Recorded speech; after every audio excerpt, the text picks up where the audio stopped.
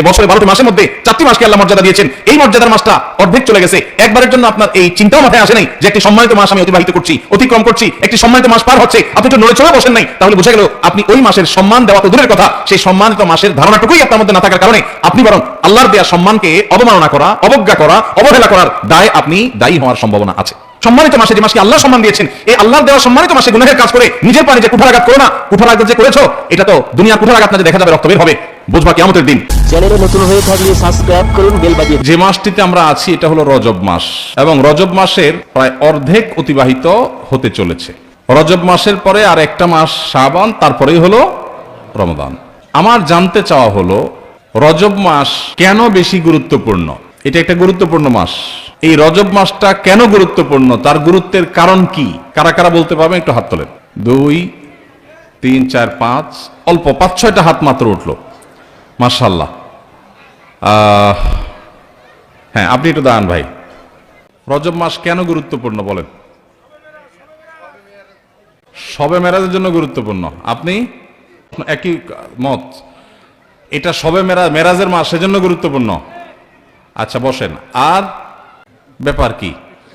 আর বাকিদের মতে কি এটার কোনো গুরুত্ব নাই?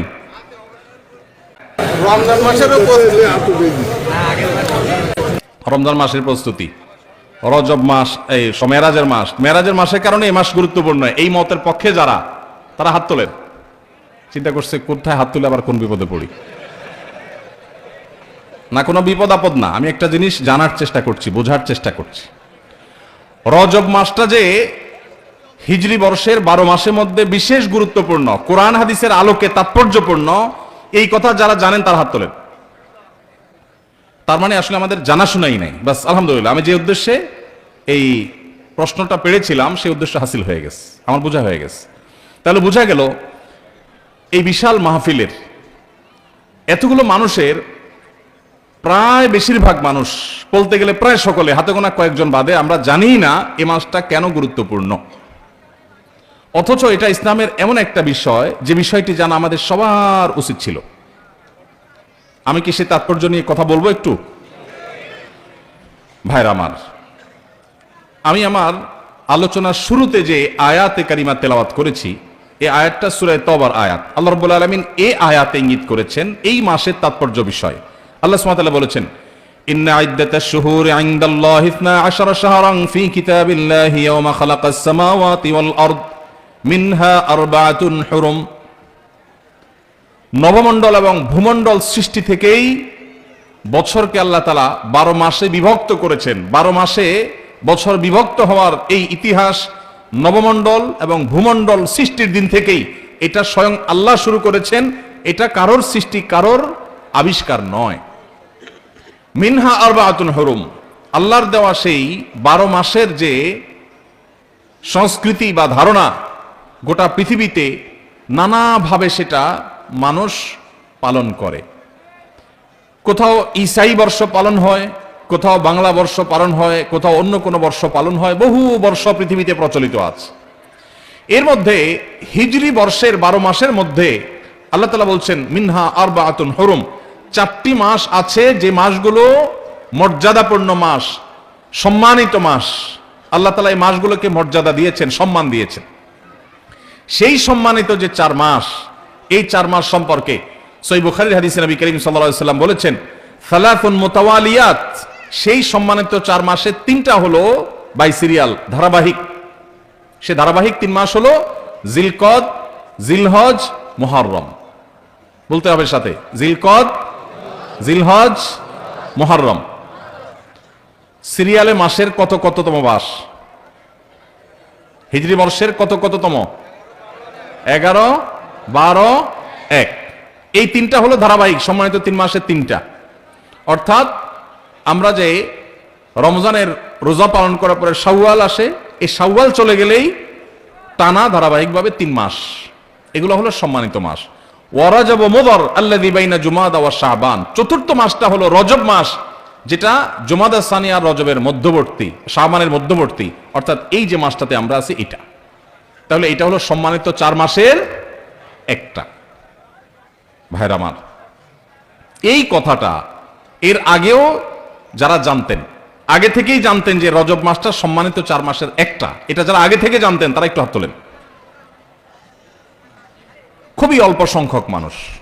তাহলে আজকের মাহফিল থেকে নেওয়ার মতো একটা জিনিস ইতিমধ্যে আমরা পেয়ে গেছি, সেটা হলো সম্মানিত 4 মাস বছরের রমাদানটা সবচেয়ে সেরা, সেটার কোনো আলোচনা নাই, সবকিছুর ঊর্ধ্বে। রমজান মাসের পরে হিজরি বর্ষের 4টি সম্মানিত মাস আছে। এই 4টি সম্মানিত মাসের মধ্যে 3টা ধারাবাহিক, জিলকদ, জিলহজ, মুহররম, আর চতুর্থ মাসটা হলো রমজান মাসের আগের মাস, অর্থাৎ যে মাসটাতে আমরা এখন আছি, রজব মাস, এই মাসটা। তাহলে এই ইলমটা, এই কোরআনের ধারণাটা, এটা আজকে থেকে নিয়ে যাব ইনশাআল্লাহ। এই ইলমটা নিলে লাভ হবে কি? লাভ হবে এই, স্বয়ং আল্লাহ রাব্বুল আলামিন যে মাসকে মর্যাদাবান ঘোষণা করেছেন, সেই মাসটা আমাদের কাছে মর্যাদা পাওয়ার উপযুক্ত না উপযুক্ত না? কোনো সন্দেহ আছে? আল্লাহ কোরআনে যে মাসকে মর্যাদাবান বলেছেন, সে মাসের প্রতি মর্যাদা প্রকাশ করা আমাদের কর্তব্য না কর্তব্য না? এখন আমরা যদি কাউকে না চিনি, তাকে কি মর্যাদা দেওয়া যাবে? আপনি ডিসি অফিসে চাকরি করেন, নতুন বাংলাদেশে পুরাতন ডিসি পরিবর্তন হয়ে নতুন ডিসি সাহেবের এখানে পোস্টিং হয়েছে, আপনি বিমানের করে ঢাকায় আসছেন, আপনার পাশের সিটেই ডিসি সাহেব বসে আসছেন, উনি যোগদান করার জন্য আসছেন।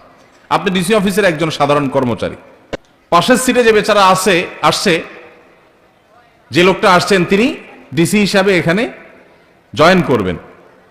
আপনি জানেন না যে তার অধীনেই আপনার কাজ করতে হবে সামনে, তাহলে সেক্ষেত্রে আপনি পাশের সিটের লোক হিসেবে তাকে বিশেষ কোনো কেয়ার কি করার কথা? কিন্তু যদি আপনি টের পান, জানতে পারেন যে উনি এখানে জয়েন করবেন এবং তার অধীনে আপনার কাজ করতে হবে, তাহলে আপনার ভিতরে একটু পরিবর্তন হবে নাকি হবে না? কথাটা পরিষ্কার না? পরিবর্তন হবে না? আপনি নড়ে চড়ে বসবেন, স্যার বলতে বলতে মুখে ফেনা তুলে ফেলবেন, ঠিক না বে ঠিক? পরিচয় না জানলে তো আপনি সম্মানও দিতে পারবেন না, উল্টাপাল্টা আচরণ করে বরং অফিসে আইসা বিপাকেও পড়তে পারেন, ঠিক না বে ঠিক? ভাইরা আমার, ঠিক একইভাবে এই যে একটা মাস চলে যাচ্ছে, মাসের অর্ধেক প্রায় চলে গেল, এই মাসটা যে সম্মানিত মাস, এই সম্পর্কিত ধারণা এদেশের প্র্যাকটিসিং মুসলমান, নামাজি মুসলমান, মসজিদে আসা মুসল্লি, ওয়াজ মাহফিলে আসা মুসল্লিদের 80 থেকে 90% মানুষ এখনো জানে না। একটা হারিয়ে যাওয়া ধারণা, সাধারণ বিষয় নয়, খুচরা বিষয় নয়, কোরআনের বিষয়। এক নয়, একাধিক আয়াতে যে বিষয় আল্লাহ আলোকপাত করেছেন, এটা কোনো খুচরা বা সাধারণ বিষয় হতে পারে না, এটা অনেক গুরুত্বপূর্ণ বিষয়। কোরআনে আল্লাহ তাআলা এই সম্পর্কে আলোচনা করেছেন যে বছরে 12টি মাসের মধ্যে 4টি মাসকে আল্লাহ মর্যাদা দিয়েছেন। এই মর্যাদার মাসটা অর্ধেক চলে গেছে, একবারের জন্য আপনার এই চিন্তাও মাথায় আসে নাই যে একটি সম্মানিত মাস আমি অতিবাহিত করছি, অতিক্রম করছি, একটি সম্মানিত মাস পার হচ্ছে, আপনি একটু নড়ে চড়ে বসেন নাই, তাহলে বোঝা গেল আপনি ওই মাসের সম্মান দেওয়া তো দূরের কথা, সেই সম্মানিত মাসের ধারণাটুকুই আপনার মধ্যে না থাকার কারণে আপনি বরং আল্লাহর দেয়া সম্মানকে অবমাননা করা, অবজ্ঞা করা, অবহেলা করার দায়ে আপনি দায়ী হওয়ার সম্ভাবনা আছে। তাহলে আজকে যে আমরা জানলাম, এখন থেকে জীবনের তরে এটা মুখস্থ করে নিব যে জিলকদ, জিলহজ, মুহররম 11, 12, 1 আর রজব মাস, রমাদানের আগের মাসটি যখন শুরু হবে, আর কিছু করতে পারেন না পারেন, অন্তত একটা সম্মানিত মাস যাচ্ছে এই কথা মনে করে একটু নড়ে চড়ে বসলেন। নড়ে চড়ে বসা বলতে রুটিন যে আমলগুলো আছে একটু বিশেষ গুরুত্ব দিয়ে করলেন। কেন? কারণ সম্মানিত মাস যাচ্ছে, আল্লাহ সম্মান তো এমনি এমনি দেয় নাই, নিশ্চয়ই মাসে ইবাদতের আলাদা গুরুত্ব আছে, সেই জায়গা থেকে আপনি সম্মান দিলেন। আরেকটা এক্সাম্পল দেই, ধরেন আপনার শ্বশুর মশাই, হবু শ্বশুর, এখনো বিয়ে হয় নাই, সব কথাবার্তা চূড়ান্ত হয়েছে, আগদ হবে, বিয়ে শাদী হবে, শ্বশুর মশাই তিনি আসছেন, আপনি বসে আছেন সোফায় সাধারণ মুডে যখন বসে থাকবেন আপনি, আপনার হবু শ্বশুর, নতুন নতুন শ্বশুর হবে ভাব যখন হয়, তখন শ্বশুর এবং শ্বশুরবাড়ির লোকদের কাছে পৃথিবীর সবচেয়ে খারাপ ছেলেটা, সবচেয়ে উচ্ছৃঙ্খল ছেলেটাও সবচেয়ে আদবে লেহাজি ছেলে হয়ে যায়, ঠিক না ঠিক? বিয়ের দিন জামাই হিসাবে যখন যায়, এলাকার সবচাইতে বাজে ছেলে যেটা, সেও দেখবেন এত সুন্দর ইনোসেন্ট, এত সুন্দর নম্র ভদ্র আদবে লেহাজি সাইজা নাটক করে হলেও সেখানে ওই মুড এসে যাওয়ার চেষ্টা করে, ঠিক না ঠিক? এখন শ্বশুর যখন আসে, আপনি যদি জানতে পারেন যে এই লোকটা আমার শ্বশুর হতে যাচ্ছে, আপনি সোফায় বসে আছেন, উনি ঢুকছে, কি করবেন? যেমনি ছিলেন আপনি থাকবেন? লাভ দিয়ে উঠার চেষ্টা করবেন, ঠিক না ঠিক? আব্বা বলবেন না আঙ্কেল বলবেন, এটা নিয়ে টেনশনে পড়ে যাবেন, ঠিক না ঠিক? নড়ে চড়ে উঠবেন। আর যদি অন্য সাধারণ মানুষ আসে, চিনেন না, তাহলে হয়তো আপনি ড্যাম কেয়ার ভাবে বসে থাকবেন। রজব মাস প্রবেশ করার পর আপনি যদি জানেন যে একটা সম্মানিত মাস প্রবেশ করেছে, আল্লাহ সম্মান দিয়েছেন, সাথে সাথে আপনি নড়ে চড়ে বসবেন। নড়ে চড়ে বসা কি? অন্য সময় ফজর নামাজের জামাতে গাফিলতি হলেও রজব মাস যাচ্ছে এই কথা মনে করে তাড়াতাড়ি মসজিদে চলে যাবেন, কারণ সম্মানিত মাস যাচ্ছে, আল্লাহ সম্মান দিয়েছেন। আমি যদি নড়ে চড়ে না বসি, আমি যদি আমলের জন্য নড়ে চড়ে আমি নিজেকে প্রস্তুত না করি, তাহলে আল্লাহর দেওয়া সম্মানিত মাসের প্রতি আমি অবহেলা এবং অবজ্ঞা প্রদর্শন করে বেয়াদব হলাম। ভাইরা আমার, ধারণাই নেই সমাজে, আলোচনাই নেই। মসজিদের ইমাম সাহেবদের প্রতি আমার অনুরোধ, সম্মানিত মাসগুলো যখন আসবে প্রতিটা মসজিদে মসজিদে এ সম্পর্কে আলোচনা করবেন, আলোকপাত করবেন, আমাদের ভাইদেরকে ধারণা দিবেন। অনেক ভাই আছেন 50-60 বছরের মুসলমান, তার জীবনে 50 বার সম্মানিত মাস এসেছে, একটি বারের জন্য তিনি কেয়ারও করেন নাই, জানেনও না, তার মাথায় আসেই নাই রজব কি আর জমাদের সানিয়া কি, কোনো পার্থক্য নাই, কোনো ব্যবধান নাই, কোনো ভাবলেশ নাই। এর মানে হলো আল্লাহর দেয়া সম্মানিত মাসের প্রতি সম্মান প্রদর্শন আমি করলাম না, অবজ্ঞা করলাম। এটা সুস্পষ্ট আল্লাহর দেওয়া মর্যাদার প্রতি অবজ্ঞা, অসম্মান এবং বেয়াদবি।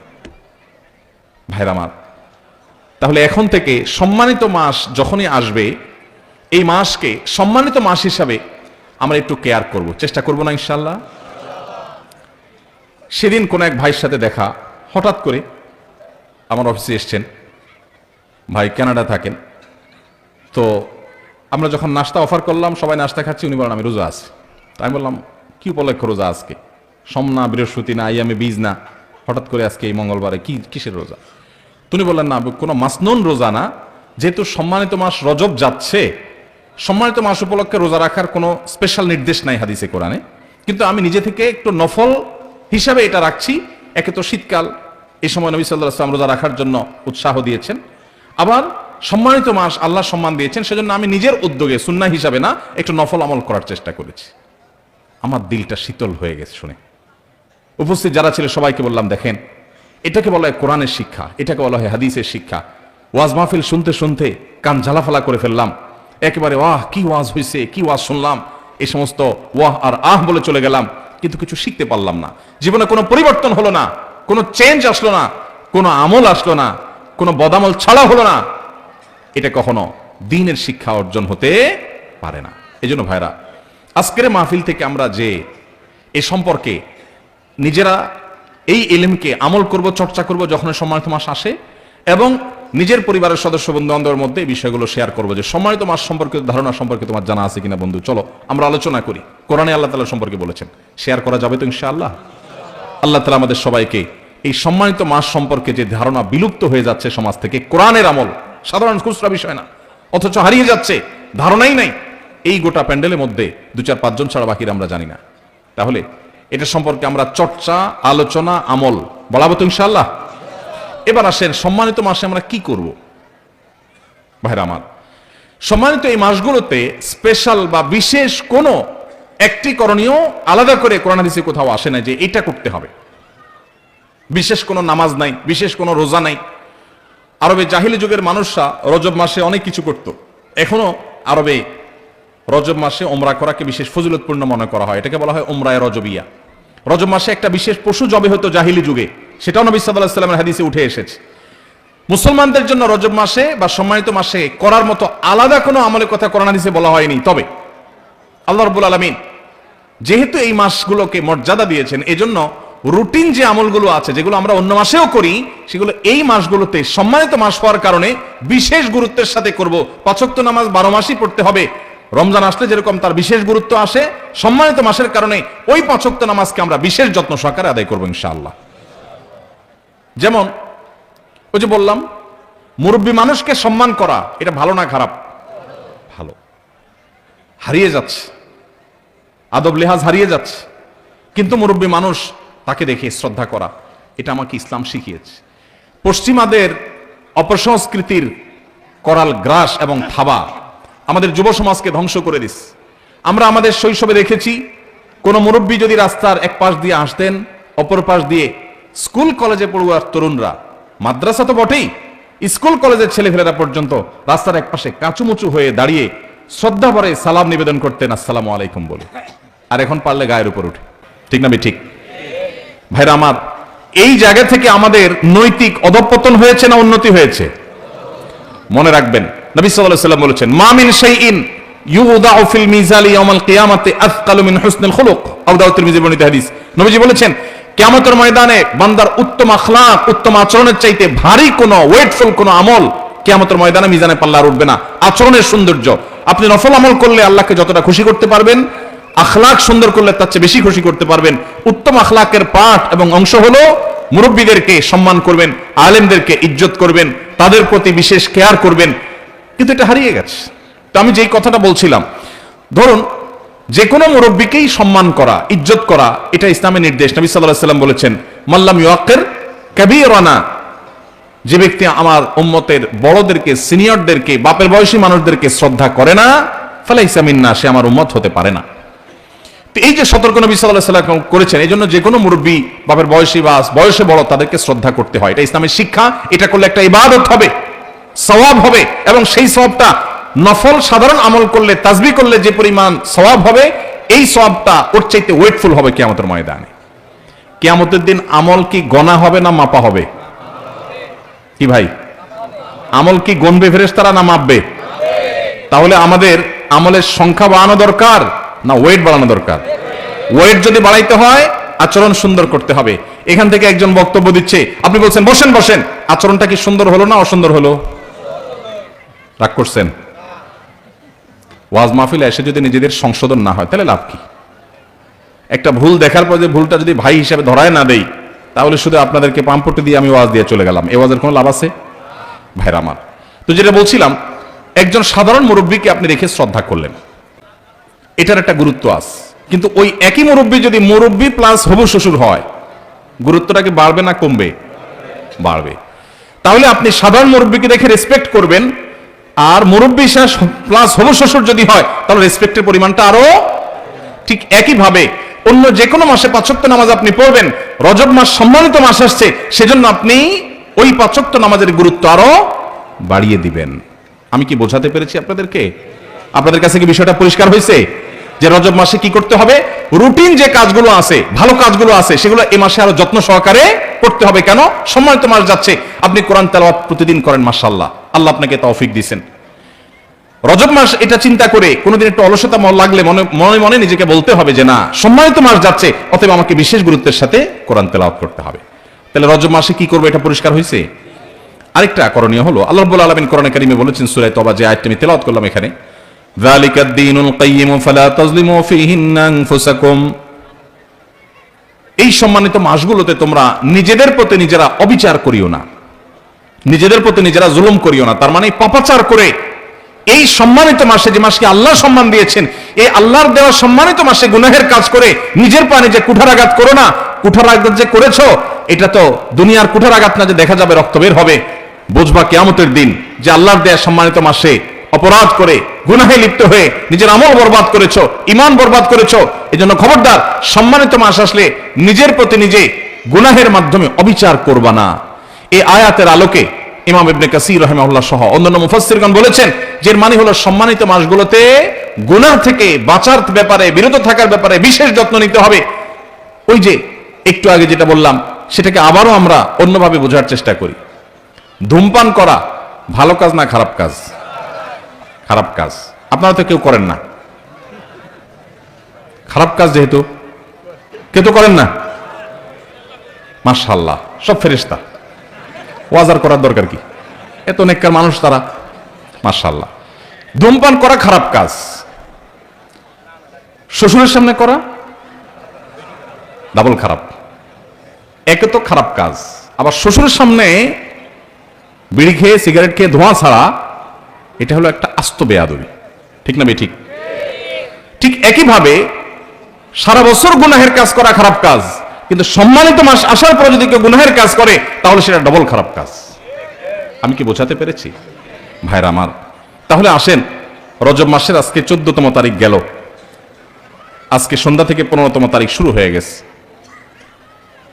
এই মাসের বাকি যে 15 দিন আছে, আমরা যে যে গুনাহে লিপ্ত, কেউ ফেসবুকে হারাম জিনিস দেখি, কেউ বিড়ি সিগারেট খাওয়ার বদভ্যাস আছে, কেউ মুখ দিয়া গীবত শেকায়েত করা, গালিগালাজ করা, খারাপ কথা বলার বদভ্যাস আছে। যে যে গুনাহে লিপ্ত, এই সম্মানিত মাসের প্রতি সম্মান দেখিয়ে সেই গুনাহগুলো থেকে বেঁচে থাকার জন্য বিশেষ যত্ন নেব, চেষ্টা করা যাবে না ইনশাআল্লাহ? আল্লাহ তাআলা আমাদের সবাইকে আমলের তৌফিক দান করুন। ভাইয়েরা আমার, সাদা মাঠা কথা কিন্তু অত্যন্ত দরকারি। কোরআনের নির্দেশ হারায় গেছে, আলোচনা নাই, পর্যালোচনা নাই, সেটা আবার নতুন করে আমরা স্মরণ করালাম। আল্লাহ তাআলা আমাকে আপনাকে আমাদের সবাইকে আমলের তৌফিক দান করুন। সম্মানিত মাসের করণীয় হলো রুটিন কাজগুলো বিশেষ গুরুত্বের সাথে করা, পাপাচার থেকে বেঁচে থাকার জন্য বিশেষ যত্নশীল হওয়া। আর আল্লাহ রাব্বুল আলামিন এই মাসে যুদ্ধ বিগ্রহ সম্পর্কে বলেছেন, ইয়াসআলুনাকা আনিশ শাহরিল হারামি কিতালিন ফীহ। সম্মানিত মাসগুলোতে যুদ্ধ বিগ্রহ করা যাবে কিনা আপনাকে জিজ্ঞাসা করে হে রাসূল, তারা বলে দিন, কুল, হে রাসূল আপনি তাদেরকে বলে দিন যে এই মাসে যুদ্ধ বিগ্রহ করা কবিরা গুনাহ। এই আয়াত সম্পর্কে অবশ্য মুফাসসির এবং ফুকাহায়ে কেরামের নানান আলোচনা আছে, যেটা রহিত হয়ে গেছে নাকি আছে। তবে আমরা যেহেতু সৈনিক না, যুদ্ধ বিগ্রহ করি না, সম্মানিত মাসের সম্মানে আমরা মিনি যুদ্ধ যেগুলো ঘরে ঘরে, দোকানে দোকানে, রাস্তাঘাটে, অফিস আদালতে করি, অর্থাৎ ঝগড়াঝাটি, সেগুলো সম্মানিত মাস উপলক্ষে আমরা পরিহার করবো ইনশাআল্লাহ। চেষ্টা করা যাবে তো? আল্লাহ তাআলা আমাদের সবাইকে আমলের তৌফিক দান করুন। ভাই আমার, তাহলে সম্মানিত মাস রজব মাস যাচ্ছে। এই রজব মাসের তাৎপর্যের আসল কারণটা আমরা বেশিরভাগ মানুষ জানি না। আমার যে ভাই উত্তর দিয়েছেন, আরো এক ভাই তার সাথে সায় দিয়েছেন, আরো কেউ কেউ একমত আছেন যে রজব মাসের তাৎপর্যের কারণ হলো এটা শবে মেরাজের মাস। ভাইরা আমার, এটাকে একেবারে উড়িয়ে দেওয়া যায় না যে এই মাসে মেরাজ হয় নাই, সেটা বলা যায় না। আমাদের নবী করিম সাল্লাল্লাহু আলাইহি ওয়াসাল্লামের জীবনে মেরাজের ঘটনা ঘটেছে না ঘটে নাই? ঘটেছে। মেরাজের ঘটনা ঘটেছে, এটা নিয়ে সন্দেহ করবার কোনো সুযোগ নাই। কিন্তু কোন মাসে মেরাজ হয়েছে, কবে মেরাজ হয়েছে, এর তারিখ এবং সময় নিয়ে প্রায় 16টির বেশি মতামত ইতিহাসবিদদের মধ্যে আছে। তাহলে নিশ্চিত করে রজব মাসে 27 তারিখেই মেরাজ হয়েছে, এটা চূড়ান্তভাবে নিশ্চিতভাবে বলার কোনো সুযোগ নাই। এটা হলো প্রথম কথা।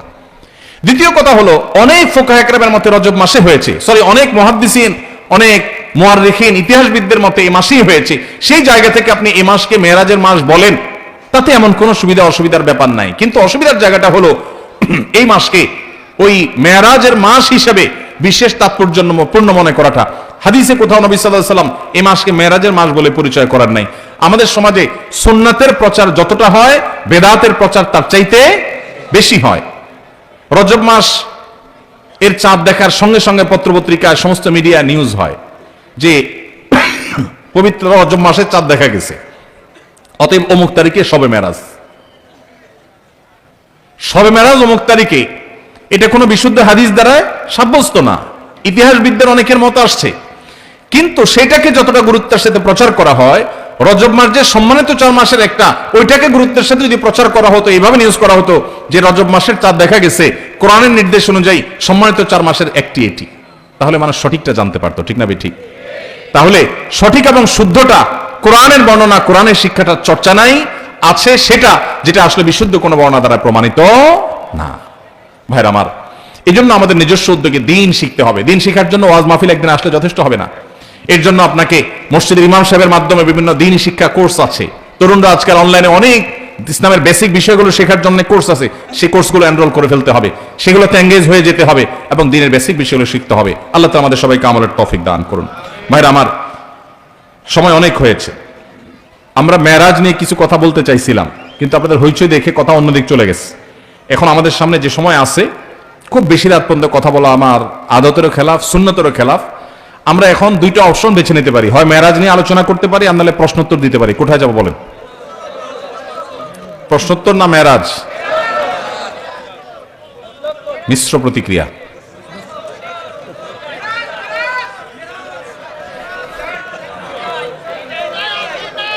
দুইটাই? তাহলে ফজর পর্যন্ত কারা কারা ওয়াজ শুনতে রাজি আছেন বলেন? মাশাআল্লাহ, মাশাআল্লাহ, হাত নামান। ওয়াজ শোনার ব্যাপারে যদি পৃথিবীর কোন দেশে মানুষ বাঙালির সাথে কম্পিটিশন করে, আমি নির্দ্বিধায় বলতে পারি দেশে মানুষ চ্যাম্পিয়ন হবে। আমল করতে পারুক আর না পারুক, ওয়াজ শুনে একদম কাজ করে ফেলাবে। আল্লাহ তাআলা আমাদেরকে আমল করার তৌফিক দান করুন। সম্মানিত মাস সম্পর্কে যে কথাগুলো আমরা শুনলাম, এই কথাগুলো আমরা প্রচার করব তো ইনশাআল্লাহ, আমল করব তো ইনশাআল্লাহ। কোথাও প্রচার করতে পারার দরকার নাই, আপনি আপনার বাসায় আপনার স্ত্রীর সাথে, মায়ের সাথে, বোনের সাথে, ছোট ভাই ব্রাদারের সাথে, বন্ধু বান্ধবের সাথে শেয়ার করবেন যে নতুন একটা জিনিস শিখলাম, এই জিনিসটা শেয়ার করা যাবে তো ইনশাআল্লাহ।